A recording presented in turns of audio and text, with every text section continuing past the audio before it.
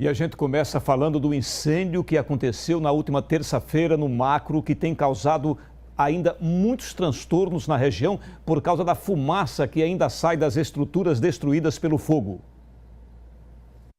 2 dias após o incêndio, ainda é possível ver muita fumaça na região. Moradores dos bairros Ponto Novo e Jabotiana dizem estar sofrendo com os transtornos. Dona Lourdes afirma que desde terça-feira não consegue dormir direito. Não fica assim cansando, porque quando tá muita fumaça aí fica aqui dentro de casa, fica cansando, assim como quem tô com falta de ar. Até para dormir tá difícil. Tá difícil. Até quem está apenas de passagem sofre com a situação. Tá horrível, né? Aqui pro pessoal e pior quem é elétrico, que nem eu. Os comerciantes também reclamam dos transtornos. Alguns funcionários passaram mal. Trabalho com dor de cabeça, inclusive minha colega de trabalho teve que sair, tá? Ela foi para urgência com dor de cabeça, ficou lá tomando aerosol e está muito complicado mesmo. Esta empresa chegou a oferecer máscaras para os clientes. A empresa forneceu a máscara para que nós pudéssemos ficar protegidos. Até por uma questão de saúde e bem-estar dos clientes deles aqui, forneceram a máscara para a gente estar podendo fazer o serviço aqui. Para fazer a reportagem, também tivemos que aderir à máscara. Aqui na região, a fumaça é intensa, o cheiro é forte e até para respirar é complicado. O incêndio ocorreu no final da tarde da última terça-feira. Em poucos minutos, as chamas se espalharam e tomaram todo o prédio. Rapidamente, o fogo destruiu toda a estrutura. Cerca de 80 pessoas estavam no local, mas conseguiram escapar sem ferimentos. O incêndio teria começado no setor de frios. As causas ainda são desconhecidas.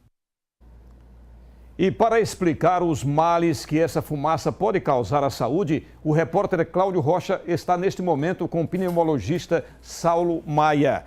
Olá, Cláudio, boa noite para você. Realmente eu passei por lá hoje à tarde, muita fumaça ainda, viu?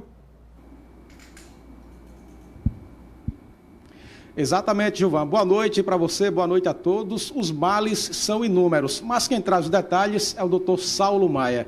Doutor, boa noite. Quais são os males causados por essa fumaça nessa fase? Boa noite. Essa fumaça traz produtos químicos de combustão, toxinas, e vão irritar o organismo como um todo, principalmente o aparelho respiratório, que é isso que se compõe do nariz, garganta e os pulmões principalmente. Há uma irritação grande, porque nós vimos nas imagens ali que é uma quantidade importante ainda de fumaça. E os grandes prejudicados nessa fase agora, não só aquelas pessoas que não têm nenhuma patologia respiratória, mas principalmente as pessoas que têm doenças respiratórias, tipo asma, bronquite, enfisema, como os doentes que têm doenças cardíacas também, e os 2 extremos de idade, que seriam os jovens, as crianças e os idosos. As pessoas devem sentir essas consequências durante quantos dias? Enquanto existir esse tipo de inalação, existe uma irritação constante. A partir do momento que se acabe a inalação dessa substância, daquela fumaça, é que aí a gente contaria um tempo de pelo menos mais 1 a 3 semanas para o organismo se recuperar. Enquanto existir esse tipo de fumaça, há uma irritação constante do aparelho respiratório com as consequências das doenças respiratórias. Para a pessoa que mora naquela região, que ainda está inalando essa fumaça, qual a recomendação para se proteger? A principal recomendação que nós temos para as pessoas que moram na região é que, dentro do possível, era sair do local. Porque não existe nenhum tratamento específico que combata a fumaça. Nós vamos dar remédios para controlar as consequências da irritação da fumaça. Então, é bem mais lógico que a pessoa, dentro do possível, se retire daquele local. E a outra coisa que eu acho importantíssimo é que uma visão um pouco maior do Corpo dos Bombeiros para explicar como 48 horas após o incêndio ainda permanece com um número de fumaças tão importantes como está existindo. Se não for possível, deixar o local. Se não for possível deixar o local, a recomendação, o paciente vai ter, do ponto de vista respiratório, tosse, falta de ar, principalmente aquelas, como eu citei anteriormente, aquelas pessoas que têm doenças respiratórias.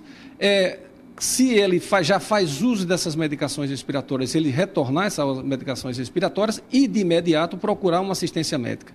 Nós, nessa fase, não recomendamos a automedicação, porque pode ter algum quadro clínico bizarro e que a automedicação não esclareça muito bem o que é que o paciente está tendo. Então, o melhor é que a pessoa procure uma assistência médica. Essas máscaras realmente são adequadas?